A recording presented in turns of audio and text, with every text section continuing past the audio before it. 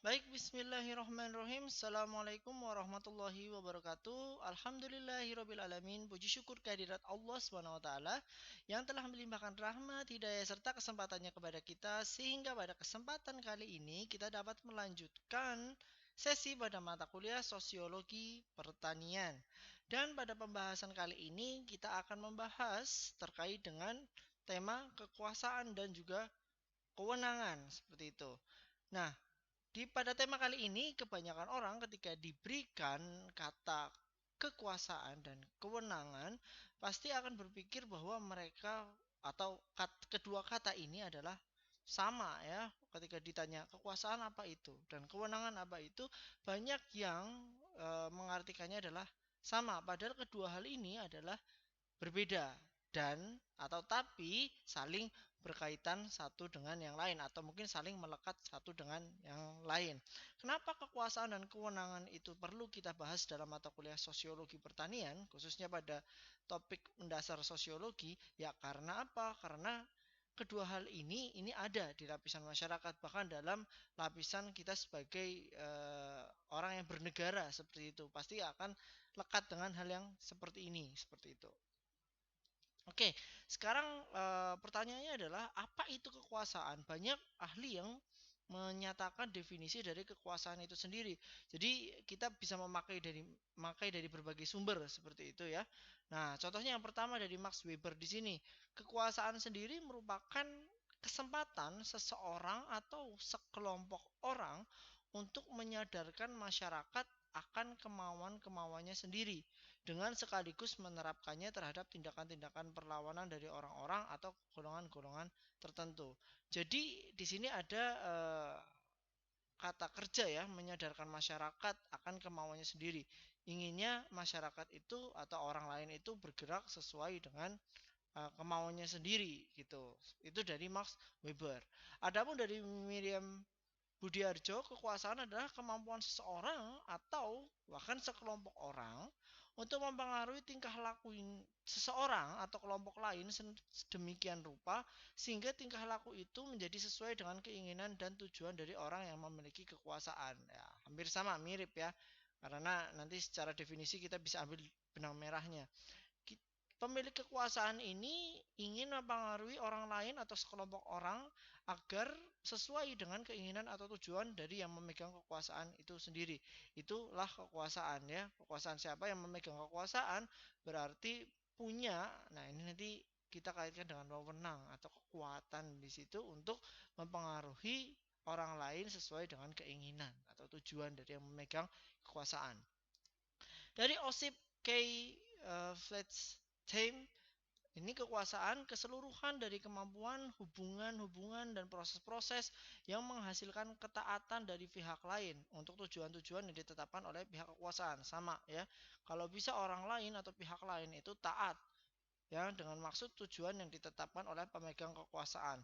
Perlu diingat bahwa pemegang kekuasaan, tujuan dari pemegang kekuasaan ini bisa secara pribadi atau kalau secara bernegara ya tujuan bernegara itu sendiri, kebetulan saja yang memegang kekuasaan adalah dari satu orang atau sekelompok orang tertentu ya, pada intinya adalah bisa mempengaruhi orang lain itu patuh taat gitu dengan apa yang diinginkan oleh pemegang kekuasaan. Ada juga dari R.M. McLefer, di mana kekuasaan adalah kemampuan untuk mengendalikan tingkah laku orang lain. Nah, ini lebih spesifik lagi. Mengendalikan tingkah laku orang lain baik secara langsung dengan memberi perintah maupun secara tidak langsung dengan menggunakan segala alat dan cara yang tersedia gitu ya. Bisa juga dengan memberikan perintah. Seringkali kalau kita tahu bahwa orang yang berkuasa memberikan perintah supaya apa? Supaya yang diberi perintah itu taat mau melakukan sesuatu yang diinginkan oleh si pemberi perintah itu perintah atau cara-cara yang lain gitu dengan alat dan cara yang tersedia yang lain, bisa juga dengan karismanya. Baru dengan kata-kata sedikit tanpa memerintah orang lain sudah paham dan mengikutinya dan sebagainya. Nah, itu nanti ada spesifiknya lagi untuk membahas yang ini. Nah, pada dasarnya dari definisi kekuasaan yang tadi barusan kita bahas, ini ditujukan pada diri manusia, utamanya kekuasaan pemerintahan dalam bernegara seperti itu ya. Dalam bernegara itu bisa juga presiden gitu ya, perdana menteri, atau mungkin kalau di bawahnya lagi ada misalnya kayak gubernur, ya, wali kota, bupati, ya, bahkan sampai tingkat yang lebih di bawahnya lagi, yang dimana mereka memiliki kemampuan atau mereka memiliki tujuan tertentu yang dimana orang lain sebisa mungkin bisa dipengaruhi gitu ya, bisa dikendalikan, ya, dalam tanda kutip dikendalikan, tidak harus negatif ya. Dalam konteks positif juga bisa, agar apa, agar sesuai dengan keinginan ataupun tujuan dari orang yang memegang kekuasaan itu sendiri, seperti itu. Oke, unsur-unsur saluran kekuasaan itu juga kita perlu tahu ya, bahwa kira-kira ketika orang lain menaati, ketika kira orang lain menuruti, mengikuti, mau menjalankan perintah dari orang yang memberi kuasa itu, kira-kira karena apa saja sih gitu. Karena apa saja sih kita misalnya sebagai rakyat atau orang lain ya menuruti pimpinannya, penguasanya itu karena apa? Yang pertama kita bisa melihat dari rasa takut gitu ya. Perasaan takut kepada penguasa membuat pihak lain memunculkan sikap patuh terhadap segala kemauan dan tindakan penguasa yang ditakuti ya. Kalau kita bisa melihat seperti ini, bahwa ada rakyat yang takut sama penguasanya ya. Mungkin kalau tidak menaati perintahnya itu bisa dihukum, bisa dipenjara, atau bisa ditangkap ya, ditangkap dan sebagainya, diperlakukan yang membuatnya tidak nyaman atau bisa membuat sakit ya, baik itu secara mental maupun secara fisik, sehingga mau tidak mau rakyat ini takut gitu pada penguasanya. Mungkin kalau dari zaman dulu ya ada Fir'aun ya, Bani Israel itu takut gitu terhadap Fir'aun ya, karena diperbudak, dipecuti gitu ya, disiksa, harus melakukan ini itu dan harus patuh, ketika tidak patuh bisa juga disiksa ataupun dibunuh dan sebagainya, sehingga mau tidak mau dia menuruti kemauan penguasa seperti itu. Yang kedua bisa karena rasa cinta ya. Rasa cinta, kecintaan akan menghasilkan perbuatan-perbuatan yang baik, sebagaimana halnya rasa takut tadi. Di mana kecintaan terhadap penguasa akan menimbulkan kepatuhan karena rasa menyenangkan semua pihak ya. Yang namanya berbicara masalah cinta, apapun akan dilakukan. Kalau kita sudah cinta dengan seseorang, apalagi dengan penguasa gitu ya, pemimpin dan sebagainya, otomatis kalau kita mencintai orang tersebut, kita mau kok menuruti apa yang di apa namanya, diinginkan oleh penguasa tersebut atau pemimpin tersebut atau panutan tersebut. Misalnya kalau dalam Islam ya, dalam Islam kita sangat cinta kepada Rasulullah seperti itu. Nah, kita mau ya melakukan apapun yang diajarkan Rasulullah, dan kita percaya bahwa Rasulullah pun itu ajarannya berdasarkan dari Allah Subhanahu wa taala, yang memang itu akan mengantarkan kita ke surga. Jadi kecintaan-kecintaan itu yang menimbulkan rasa kita ingin mau gitu ya, kepatuhan gitu. Bahkan di kategori-kategori yang lain pun ya, di belahan dunia termasuk di Indonesia, kita sudah cinta gitu ya terhadap suatu tokoh figur tertentu, ya kita mau nggak mau, wah kita benar-benar mengikuti apa yang dia mau, kita berusaha untuk melindungi dan sebagainya, seperti itu. Itu konteksnya kepada kekuasaan seperti itu atau penguasa.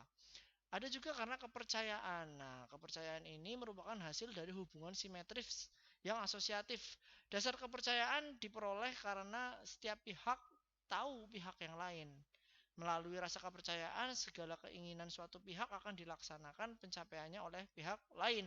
Meski dalam tataran tertentu pihak yang melaksanakan keinginan tidak mengetahui secara pasti maksud dari pihak yang memiliki keinginan. Ya, kalau kita sudah percaya pada seseorang, dia paham, dia, kita tahu bahwa dia kredibel, dia membawa misi tertentu seperti halnya tujuan kita gitu ya. Tujuan kita diwakilkan oleh dia atau sekelompok orang ini yang kira-kira punya visi misi yang sama. Kita percaya, dan kita percaya mereka bisa memenuhi visi misi tersebut atau hal-hal yang kita inginkan, ya kita mau untuk mengikuti apa yang penguasa ini atau pemimpin ini lakukan. Ya, contohnya misalnya kalau di sini kita bisa melihat ada foto Presiden Recep Tayyip Erdogan dari Turki. Ya, dulu ketika pernah kejadian bahwa pemerintahan beliau akan dikudeta oleh militer, justru yang pasang badan siapa? Yang pasang badan adalah rakyatnya sendiri yang menghadapi tank-tank di kota-kota besar yang waktu itu mau mengkudeta presiden seperti itu. Kenapa? Karena rakyat percaya kepada pemimpinnya, kepada presidennya, bahwa presidennya mewakili apa yang diinginkan rakyat, bahwa yang mengkudeta adalah oposisi yang tidak sesuai dengan apa yang dipercaya akan diwujudkan dari rakyat itu sendiri, sehingga rakyat itu berani pasang badan untuk presidennya seperti itu kepercayaan. Ada juga karena pemujaan, ya, memberi arti bahwa penguasa adalah pihak yang dipuja, akibatnya apapun yang dilakukan oleh pihak yang dipuja selalu benar dan setidaknya dianggap sebagai kebenaran. Ya, memang di berbagai negara tertentu baik yang ada sekarang ini maupun yang dahulu seringkali bahwa ada pemimpin-pemimpin yang memang itu dipuja, apapun yang dilakukan itu dianggap selalu benar, ya, memang suka sekali. Sebagai contoh misalnya negara kerajaan, ya, di Thailand misalnya.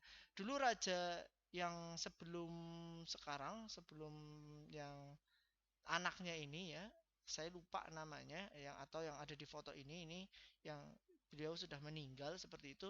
Rakyat Thailand itu sangat mencintai beliau, sangat memuja beliau gitu, ya, sangat memuja beliau atau memuja figur-figur kerajaan. Terbukti, kenapa terbukti, kalau teman-teman main ke Thailand itu hampir di setiap rumah, hotel, bengkel, toko dan sebagainya itu ada foto-foto kerajaan, terutama rajanya gitu, ya.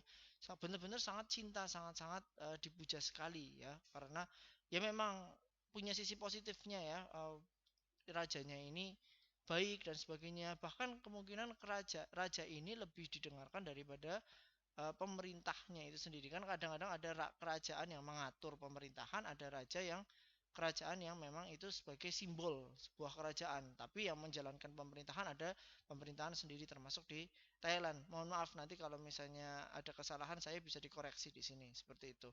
Nah, ini juga bisa ada karena kita rakyatnya itu memuja, orang-orangnya memuja pemimpinnya sehingga patuh akan apa yang disampaikan oleh pemimpin atau pemegang kekuasaannya.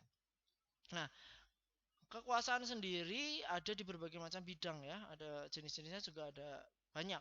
Contohnya ada kekuasaan militer gitu, ya. Kita bisa melihat pimpinan militer itu siapa misalnya.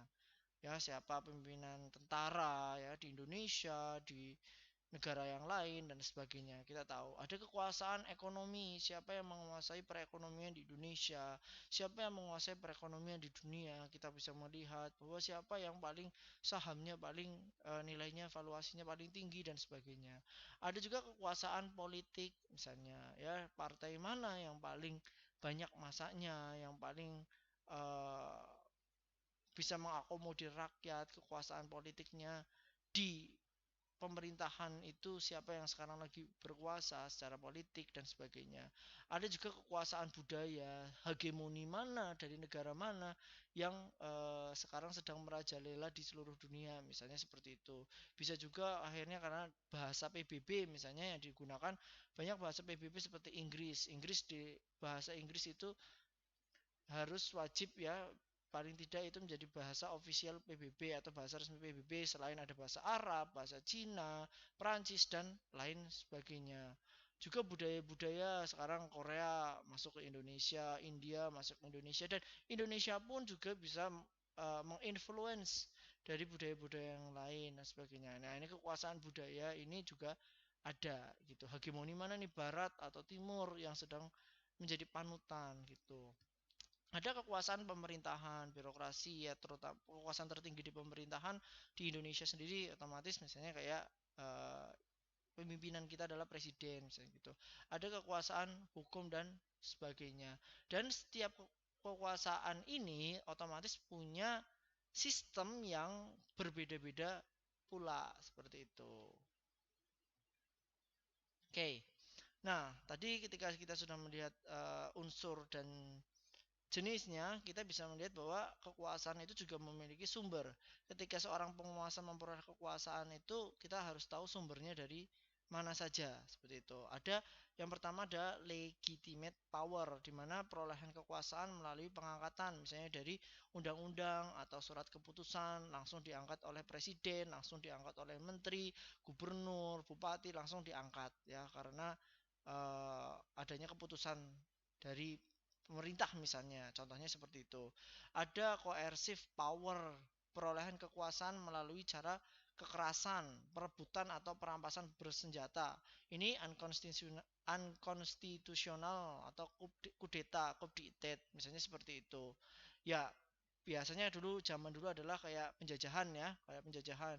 Ya wilayah Nusantara ini tiba-tiba diklaim oleh Portugis gitu, tiba-tiba diklaim oleh Belanda, tiba-tiba wilayahnya diklaim oleh Jepang dan juga wilayah-wilayah yang lainnya. Ini melalui jalur kekerasan ya, bisa juga karena perang gitu ya, atau misalnya secara kudeta juga bisa, misalnya apa yang dilakukan oleh Israel terhadap Palestina itu juga bisa dianggap sebagai perolehan kekuasaan melalui cara kekerasan. Nah, seperti itu.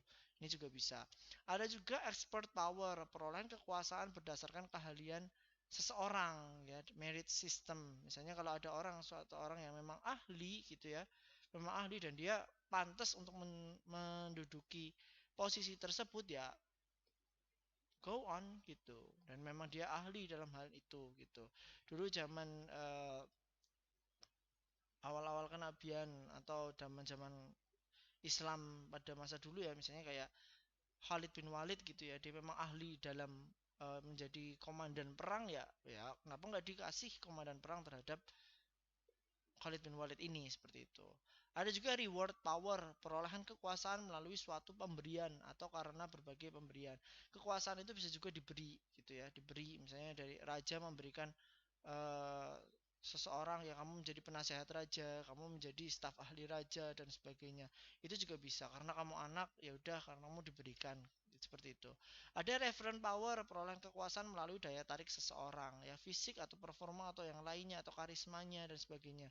Kita sering kali di Indonesia sendiri, saya tidak akan menyebut nama atau siapapun, kita sering kali tadi masalah memuja orang, kita mencintai seseorang dan sebagainya karena dia punya daya tarik tertentu dan sebagainya, fisik, performanya atau keahliannya juga bisa ya, bisa juga beririsan. Nah, akhirnya kita mengangkat dia sebagai pemimpin kita, pemimpin kelompok orang atau pemimpin mewakili apa itu dan sebagainya. Itu karena apa? Karena dia punya karisma, daya tarik tersendiri. Ada juga karena legitimasi sosial, yaitu kekuasaan diperoleh melalui pemilihan yang dilakukan oleh masyarakat ya, misalnya kayak kita pilkada, pilkades ya, pemilihan presiden gitu ya.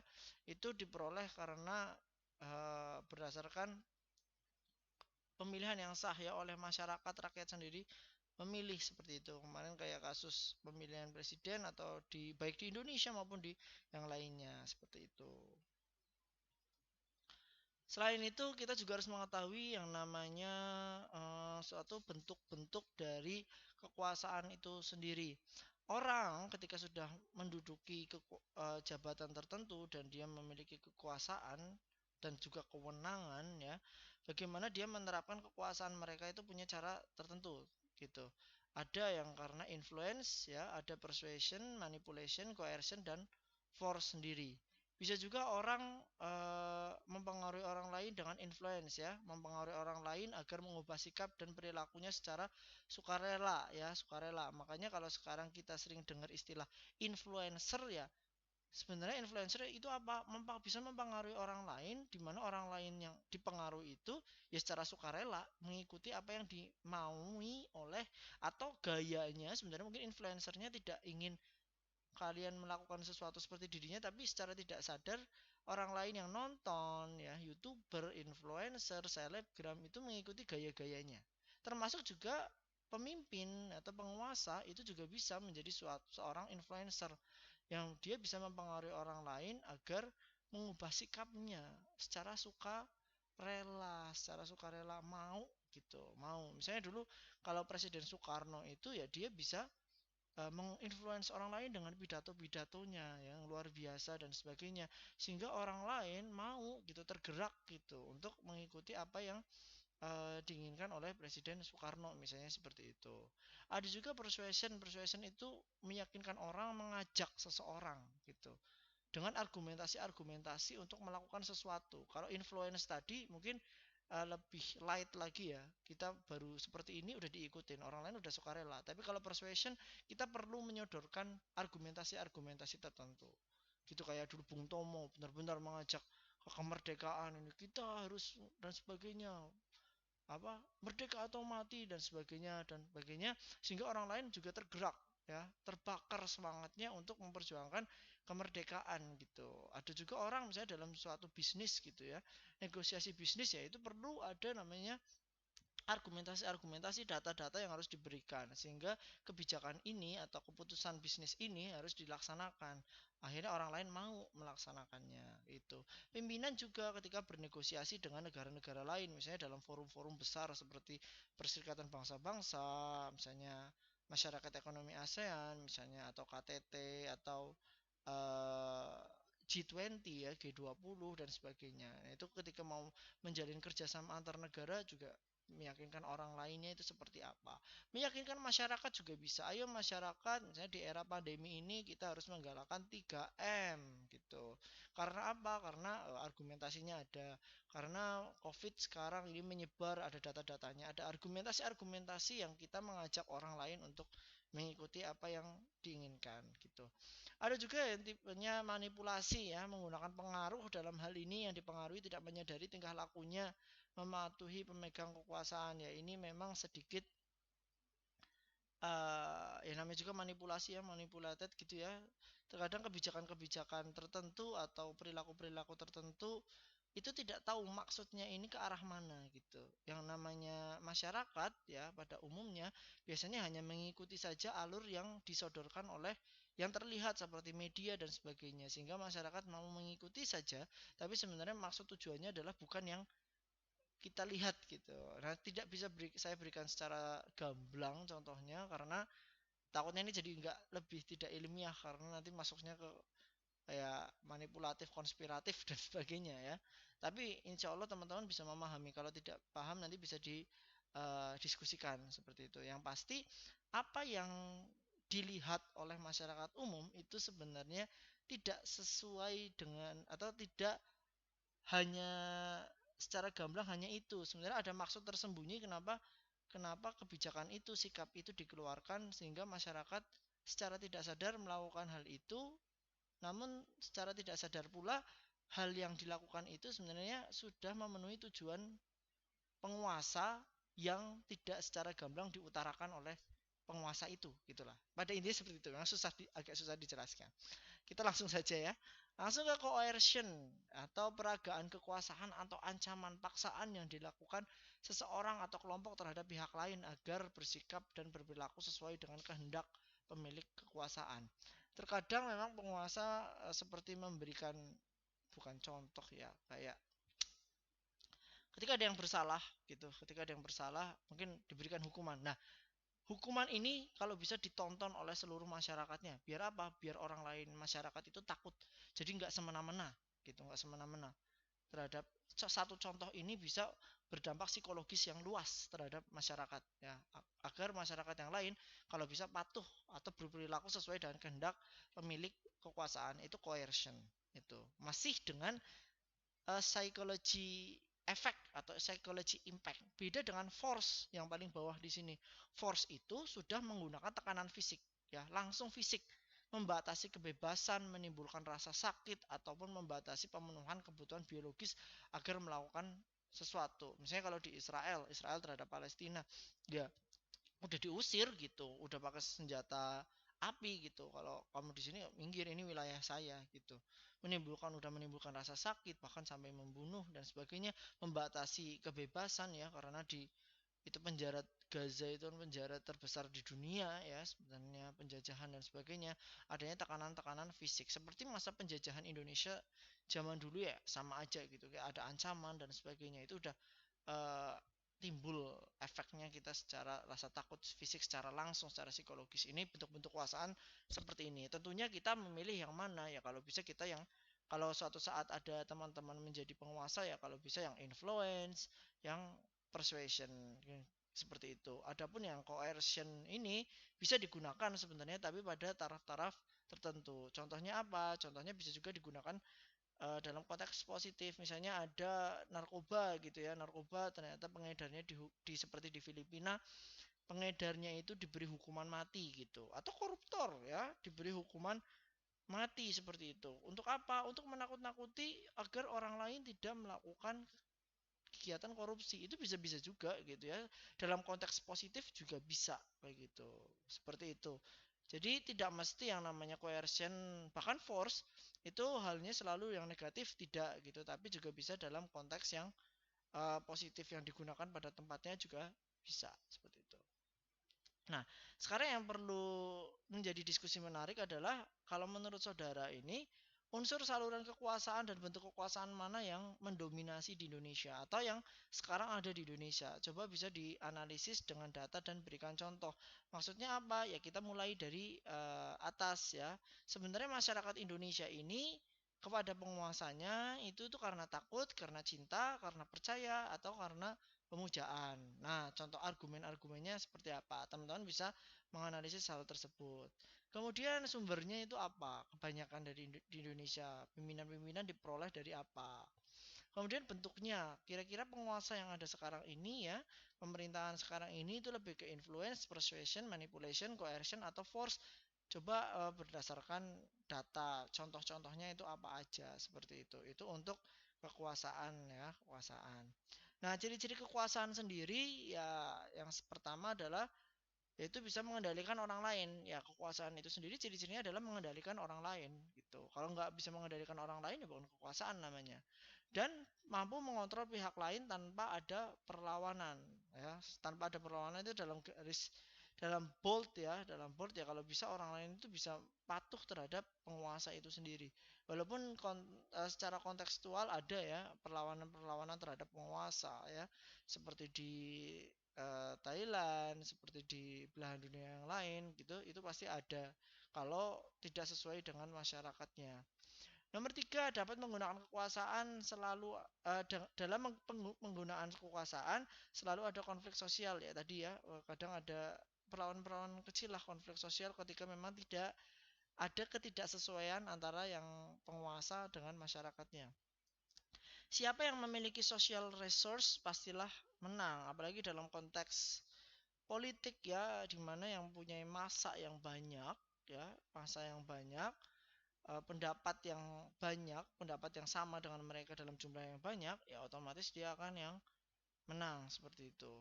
Tetapi sesuatu yang dikeluarkan belum tentu mendapatkan seperti yang diinginkan karena ada mekanisme kompromi ya. Ketika kita tidak penguasa kebijakannya tidak sesuai dengan masyarakatnya, pasti ada istilah kompromi. Maka tergantung sistemnya. Kalau di demokrasi ya kita boleh demonstrasi gitu ya, boleh demo menyuarakan aspirasi, nanti mungkin ada dialog dan sebagainya. Ada tiga masalah utama kekuasaan ya dalam pelaksanaan kekuasaan sendiri ada tiga masalah utama dan ada empat faktor pelaksanaan kekuasaan. Untuk tiga masalah utama sendiri dalam pelaksanaan kekuasaan, yang pertama adalah bagaimana kekuasaan dilaksanakan. Kita harus tahu apakah ini secara demokratis atau mungkin sistemnya lebih ke liberal ya bebas atau mungkin seperti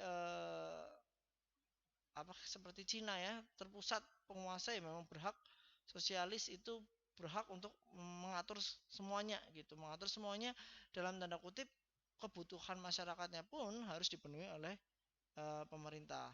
Kemudian bagaimana kekuasaan didistribusikan ya sama ya yang itu tadi pelaksanaannya seperti apa, cara mendistribusikan kekuasaan ke masyarakat itu seperti apa.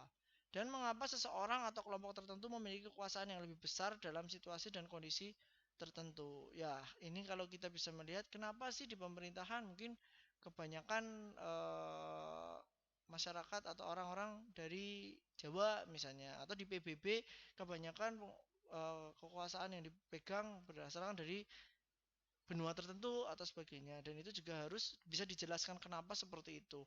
Apakah karena memang mayoritasnya seperti itu ya karena di Jawa penduduknya paling padat atau seperti apa atau di benua tertentu karena yang paling memahami secara geografis seluruh dunia dari benua itu atau kemampuan ilmiahnya, kemampuan analisisnya atau seperti apa itu harus bisa dijelaskan. Agar apa? Agar tidak menimbulkan kecemburuan sosial. Nah, kita bisa melihat distribusinya dan sebagainya. Kemudian ada empat faktor pelaksanaan kekuasaan. Kita bisa melihat dari bentuk dan jumlah sumbernya. Ada berapa distribusi sumber kekuasaan, kapan menggunakan sumber kekuasaan, dan hasil penggunaan sumber kekuasaan. Dan juga ada 3 cara individu atau organisasi dalam mempraktekkan kekuasaan menurut Collins. Ketika kita sebagai pemegang kekuasaan atau cara penguasa biasa mengendalikan, ya, mempraktekkan kekuasaan, misalnya ada 3 hal yang umum, ya mungkin nanti bisa berkembang menjadi lebih banyak lagi. Yang pertama itu karena uang. Banyak orang itu terkalahkan karena membutuhkan uang. Banyak sekali bahkan sebelum berkuasa orang-orang, ya kalau yang oknum-oknum tertentu itu serangan fajar gitu ya, memberikan uang agar bisa terpilih, ya itu aja belum berkuasa. Nah ketika berkuasa bisa juga mengendalikan dengan uang. Kalau ada orang lain tidak menuruti perintah kita, ya coba caranya adalah dekati dengan ditawari jabatan, ditawari uang, ditawari yang manis-manis lah. Dan ini ada dalam dari zaman dulu juga sudah ada, tidak hanya dalam konteks sekarang gitu, uang gitu. Dan juga ada yang paksaan gitu ya, paksaan. Banyak orang terkalahkan karena ancaman, ya. Ancaman paksaan bisa tadi coercion ataupun force, yang benar-benar dipaksa gitu, disakiti dan sebagainya, atau secara psikologis juga ditekan dan sebagainya. Nah, maka dari itu dulu sempat ada istilah, ya, ini sering saya sampaikan juga ketika perkuliahan, bahwa cara mengendalikan seseorang itu, seseorang bahkan negara, ya, bahkan suatu negara itu dengan apa? Dengan uang dan dengan perang gitu. Dengan uang dengan apa? Dengan diberikan bantuan, hutang dan sebagainya. Makanya negara yang banyak hutang pasti secara kedaulatan tergadaikan. Karena apa? Suka tidak suka dia pasti, negara tersebut akan mau patuh terhadap yang memberikan hutang banyak, kayak gitu ya, secara kesan, secara psikologisnya. Sama halnya misalnya ada 2 individu, ya, satu A dan B. Si B ini diutangin terus sama si A, diberi bantuan terus sama si A. Ya ketika suatu saat A salah, belum tentu loh si B itu bakalan mengatakan si A salah. Karena apa? B saking banyaknya hutang budi terhadap si A, kayak gitu ya. Ada yang seperti itu. Yang bagusnya ya apa? Ya bagusnya ketika A salah ya katakan A. Cuma nanti takutnya apa? Takutnya si A nagih utangnya, cepet nagih utangnya, nggak ada kompromi dan sebagainya. Justru malah ada masalah. Maka dari itu sebisa mungkin kita menjadi orang yang berdikari secara finansial, ya, baik secara finansial maupun secara power, kekuatan, ya, baik itu kekuatan fisik maupun kekuatan politik maupun finansial, agar apa? Agar kita terlepas dari yang tekanan-tekanan uang dan paksaan itu. Tapi ada juga cara yang ketiga, yaitu membangun solidaritas sosial. Nah, langkah ini lebih efektif sebab berhasil membuat individu merasa memiliki identitas. Maksudnya apa? Maksudnya rakyat merasa dianggap oleh pemimpinnya, nggak hanya sebagai komoditas untuk pungutan suara saja, tapi benar-benar rakyat itu diperhatikan. Rakyat itu menjadi sebuah subjek, bukan sebagai objek, dirangkul, didekati. Ya, didekati itu bukan hanya secara pencitraan saja, tapi benar-benar kebijakan-kebijakannya memang membela rakyat seperti itu. Nah, inilah menurut saya adalah cara yang terbaik adalah di yang ketiga ini, ya, rakyat dianggap solidaritas sosial dan sebagainya. Ketika ada uang dan paksaan, yaitu digunakan sebagaimana mestinya pada tempatnya. Uang diberikan kepada masyarakat yang membutuhkan, paksaan itu diterapkan kepada orang-orang yang melanggar peraturan. Seperti itu. Nah, ini selain kekuasaan, kekuasaan sendiri ada kewenangan, di mana kewenangan itu merupakan kekuasaan negara dalam menguasai masyarakat yang memiliki otoritas dan kewenangan. Biasanya setelah orang memiliki kekuasaan, pasti diiringi dengan kewenangan. Ketika orang, misalnya seorang presiden, ya, dia punya kekuasaan untuk mengatur negara, sorry, di mana dia menjadi presiden itu adalah kekuasaannya. Dia bisa mempengaruhi dari Sabang sampai Merauke. Dan dia punya kewenangan untuk mengatur itu semua, gitu. Dia memiliki kewenangan untuk memimpin dari Sabang sampai Merauke, itulah kewenangan. Sedangkan kekuasaan definisinya tadi yang di atas, bagaimana dia memiliki kemampuan untuk mempengaruhi yang lain. Dan kewenangan biasanya muncul ketika memiliki kekuasaan. Nah, kewenangan sendiri otoritas dalam arti hak untuk memiliki legitimasi kekuasaan. Kewenangan dalam arti hak untuk ditaati. Misalnya, seorang dosen. kekuasaan saya adalah sebagai seorang dosen. Dan kewenangan saya adalah misalnya memberikan tugas kepada mahasiswa seperti itu. Tapi walaupun saya memiliki kekuasaan sebagai seorang dosen, tapi saya tidak memiliki kewenangan untuk mengatur kehidupan mahasiswa. Misalnya, mahasiswa diberi tugas untuk membersihkan rumah saya, ya itu bukan kewenangan saya gitu ya. Dan mahasiswa pun berhak menolak karena itu bukan kewenangan saya untuk memberikan perintah itu. Seperti itu. Atau misalnya PSBB dalam rangka pencegahan COVID-19 gitu. Seringkali kan berbagai macam pejabat itu, oh ini kewenangan pusat, oh ini kewenangan daerah gitu. Nah, kewenangan itu muncul karena adanya kekuasaan, ya kekuasaan pusat ataupun kekuasaan daerah. Nah, perbedaan kekuasaan dan kewenangan sendiri, contohnya kekuasaan itu berhubungan dengan kepribadian individu. Individunya ini sendiri seperti apa sih PDKT-nya terhadap masyarakatnya. Adapun kewenangan berhubungan dengan posisi atau peranan sosial seseorang. Jadi, misalnya seorang A itu memiliki kekuasaan dia kekuasaan sebagai pemimpin dan dia bisa melaksanakan pemimpin dengan cara macam-macam ya, influence, coercive dan sebagainya. Tapi tanpa dia memiliki kepribadian seperti itu pun dia punya kewenangan untuk mengatur, misalnya kalau pemimpin negara, presiden ya, untuk mengatur negara gitu. Kekuasaan tidak selalu berupa kewenangan gitu ya.